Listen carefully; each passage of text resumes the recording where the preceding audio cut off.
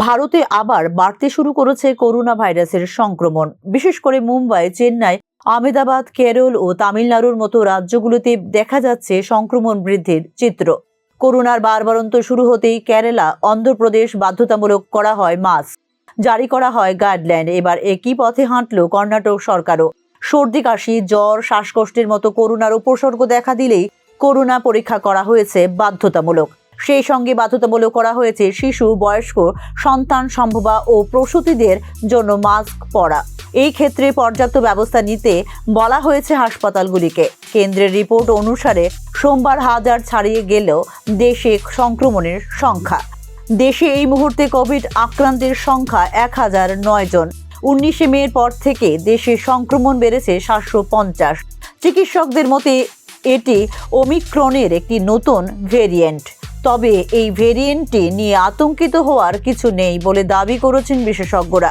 আক্রান্তদের মধ্যে সাধারণত হালকা উপসর্গ দেখা যাচ্ছে, যেমন মাথা ব্যথা, গলা খুসখুসে, জ্বর, সর্দি, পেট ব্যথা। বেশিরভাগ রোগী 4 দিনের মধ্যেই সেরে উঠছেন বলে জানিয়েছেন চিকিৎসা বিশেষজ্ঞরা।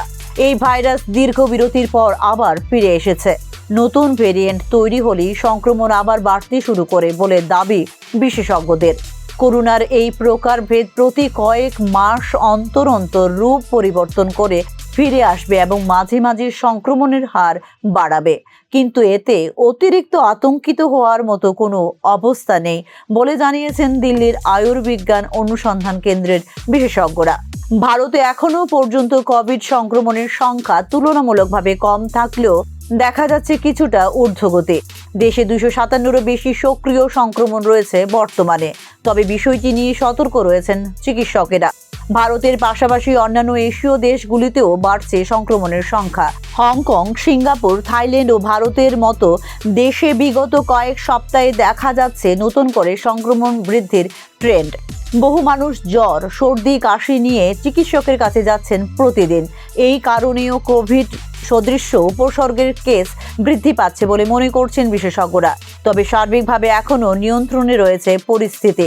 নিজেকে সুরক্ষিত রাখতে অবশ্যই সাবধানতা অবলম্বন করতে হবে বলে জানিয়েছেন বিশেষজ্ঞরা। ভিড়ের জায়গায় গেলে মাস্ক ব্যবহার, হাঁচি কাশির সময় মুখ ঢেকে রাখা, নিয়মিত সাবান দিয়ে হাত ধুয়ে ফেলা অথবা স্যানিটাইজার ব্যবহার করার পরামর্শ দিয়েছেন বিশেষজ্ঞরা।